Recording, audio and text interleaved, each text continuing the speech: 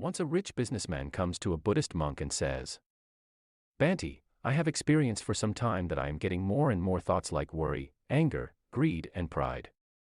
Because of this worry, anger, greed, and pride, I am continuously failing in my business and my competitors are continuously going ahead of me. And this is dragging me towards more deep worries. I tried a lot but I am unable to leave my habits of worry, anger, greed, and pride. Please tell me a solution so that I can get rid of these bad habits forever."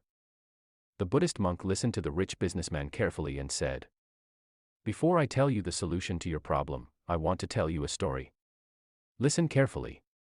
There were 4 horses with a king.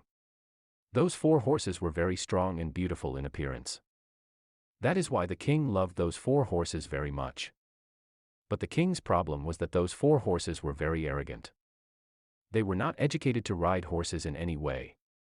The king wanted to educate those horses so that they would be beautified.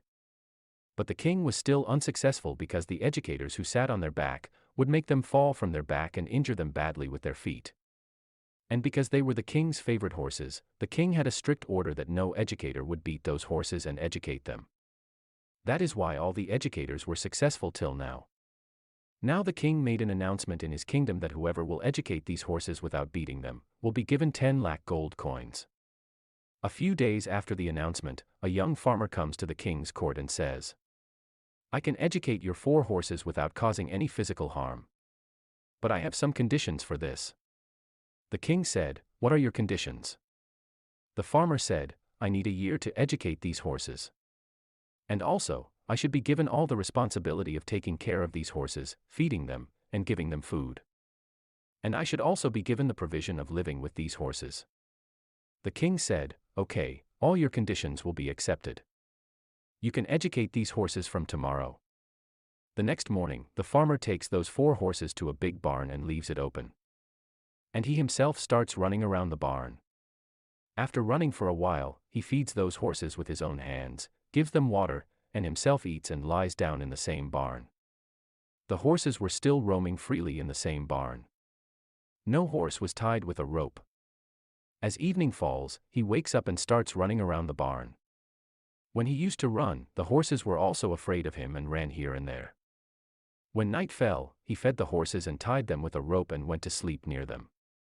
In the morning, the farmer then takes those horses to the barn and leaves it open. And he himself starts running around the barn. The horses also start running around. Now this became his daily routine. The farmer kept the horses open every day, bathed them, fed them, cared for them with love, played with them. And then at night, he would sleep with them. Gradually, the horses also started roaming with the farmer. He felt that this farmer was his friend. Because since this farmer had come, the horses had started feeling free. Now all 4 of them had started liking the farmer. In this way, about 6 months passed. One day, the emperor came to see the training of the horses. He saw that the farmer was running ahead in the barn and the 4 horses were running behind him. The emperor liked the training of that farmer and he left from there. When 1 year's time was over, the emperor was sent a message that the horses had been fully trained. The emperor came to see those horses with great enthusiasm. As soon as the emperor came, the farmer sat on all the horses one by one, held their reins, rode and showed the emperor. All the horses were running at full speed, with the full control of no hesitation, sitting the farmer on their back. Seeing this, the emperor was surprised. He asked the farmer, "How did you do this miracle?" The farmer said, "First I gave them freedom, stayed with them and became their friend. I used to run around the barn every day, seeing me running, they also started running behind me. Then I started putting a stick on their back. Initially, they used to drop the stick, but slowly they started running with the stick on their back. Then I started sitting on their back when they were standing. I used to sit for a while and then get down. When these horses got used to making me sit on their back, I started sitting on their back and making them run. And slowly they got used to it and now the result is in front of you." The emperor was very happy to hear all this. He gave the farmer 10 lakh gold coins, but also hired him to take care of those horses. After finishing the story, the Buddhist monk said to the rich trader, "These 4 types of horses are found in humans too, whose names are worry, anger, pride and greed. And the educator in this story is our intellect, that is, we ourselves.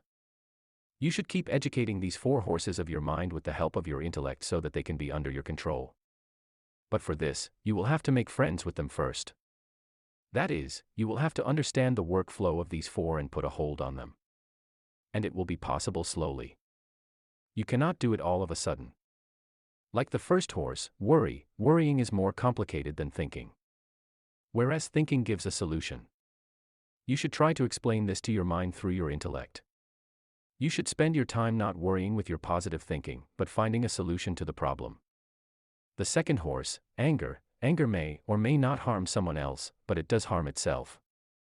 But it is also necessary to be angry at some places. Like when someone is causing us harm for no reason, or when someone is threatening or beating a weak or helpless person for no reason.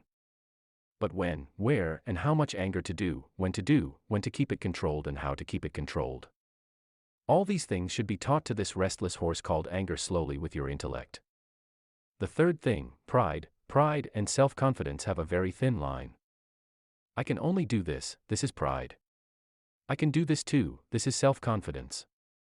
So this difference between pride and self-confidence should be explained to your mind through your intellect. And if someone is proud of his wealth, power, and beauty, then he should explain this to his pride-like horse through his intellect. That there were many people before me who were many times more beautiful, intelligent, powerful, and rich than me. But today they have all been buried in the soil. All this is not permanent. All this is not going to be forever. We should explain this to our pride-like horse through our intellect. And the fourth thought, greed. If greed is of knowledge, then it is good. But if greed is of ignorance, then it is bad. If greed is of earning money with knowledge, intelligence, hard work, and honesty, then it is good. But if greed is of being clever, deceiving, quick, and earning money in the wrong way, then it is bad. This difference should be explained to our pride-like horse through our intellect. In the end, the Buddhist monk said to the trader, "All I mean to say is that if you want to end the evil within you, then you can understand it and gradually get rid of it through your intellect." After this, the Buddhist monk closed his eyes and the rich trader bowed to him and left.